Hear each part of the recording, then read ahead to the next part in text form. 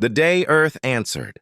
The night sky was silent, deep, and endless. A small satellite drifted above the Pacific Ocean, listening to the quiet universe like it had for years. It was just another calm night until a soft, rhythmic pulse came through its sensors. 3 short beats, a pause, 5 beats, another pause, 2 beats, 3, 5, 2.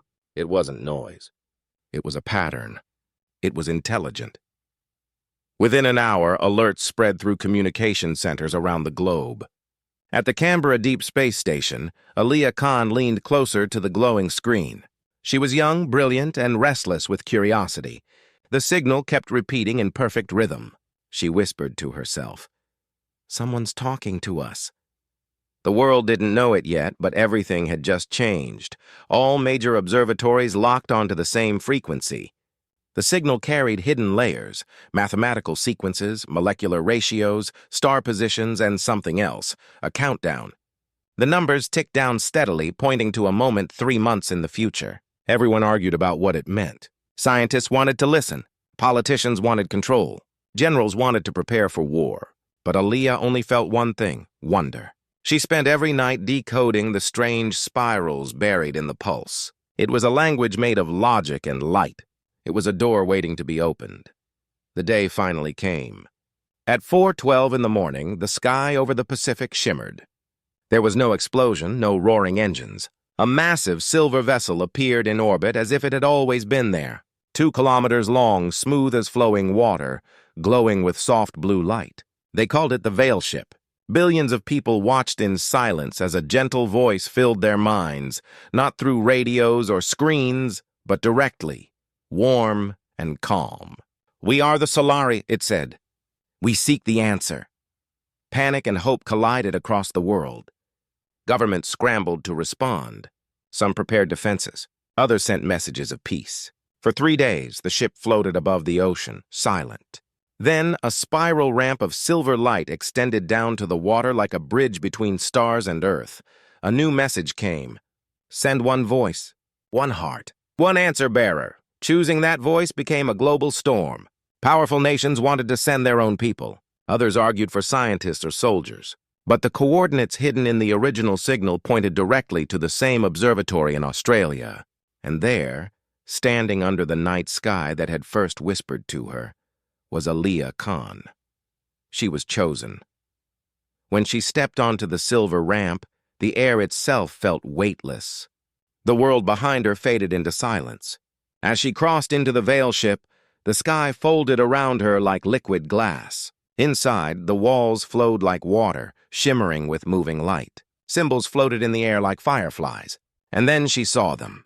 The Solari were tall, slender beings with translucent skin and eyes like galaxies. They radiated calm intelligence, not menace. A voice entered her mind. "Human, you are chosen as the answer bearer. Your kind stands at a turning." Aliyah steadied her breath. "Answer to what?" she asked. The Solari replied, "The question we asked long before your world burned its first star. What is worth surviving for?" They told her their story.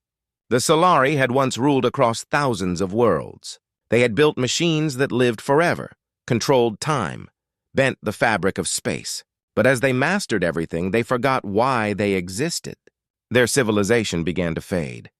They searched for meaning across galaxies, and finally they found Earth. The tests began. First, they placed her in a simulation of a dying world. The people were desperate. The resources were not enough to save everyone. They wanted to see if she would choose who lived and who died. She refused to choose. She built instead. She united them, found a solution the program said was impossible. The ship's walls brightened like a heartbeat. Second, they offered her absolute power. Control over the planet's energy, weather, even time itself. All she had to do was surrender Earth's freedom to them. She shook her head. She trusted her people to find their own way. The Solari watched in silence. The third test was a mirror. They showed her every war, every cruelty, every mistake humanity had made. "Why," they asked, "should your kind endure?" She stood in the heart of a galaxy, staring at the eyes of these ancient beings and whispered, "Because we never stop trying. No matter how many times we fall, we get back up." But on Earth, fear was spreading. A secret military coalition decided they could not trust the Solari. They launched a fleet of missiles toward the Veil ship, filled with enough firepower to destroy a city. Billions watched the streaks of fire rise into the sky. The Solari did not fight back. They simply dissolved the missiles into harmless starlight. A single message echoed in every mind on Earth. This is not your war, but it could be your end. Aliyah was brought once more to the heart of the ship, a vast chamber filled with swirling stars. A glowing sun hung at its center. The Solari spoke gently. We are dying. We cannot feel what you feel. We learned everything except how to remember why it matters. Across the stars, we searched for someone who still remembers. You are the first. Tears burned in her eyes. We're flawed, she said. We fight, we fail. We hurt each other.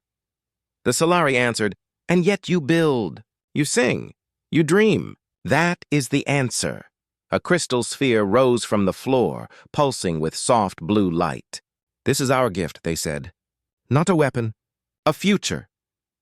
The sphere held energy cleaner than any on Earth, knowledge that could heal and sustain generations. They placed it in her hands.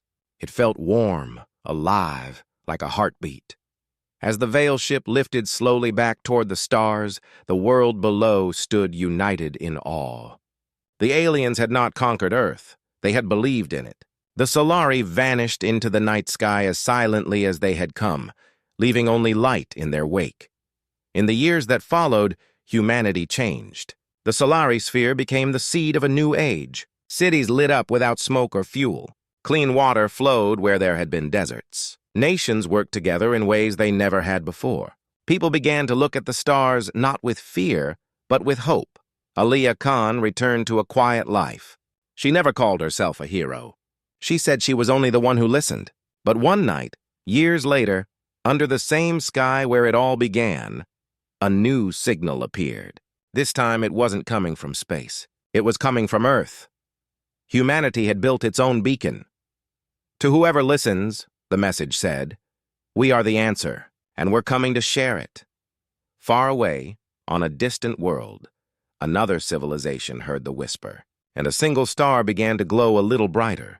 Because sometimes humanity doesn't need to conquer the stars. It only needs to remind them why they shine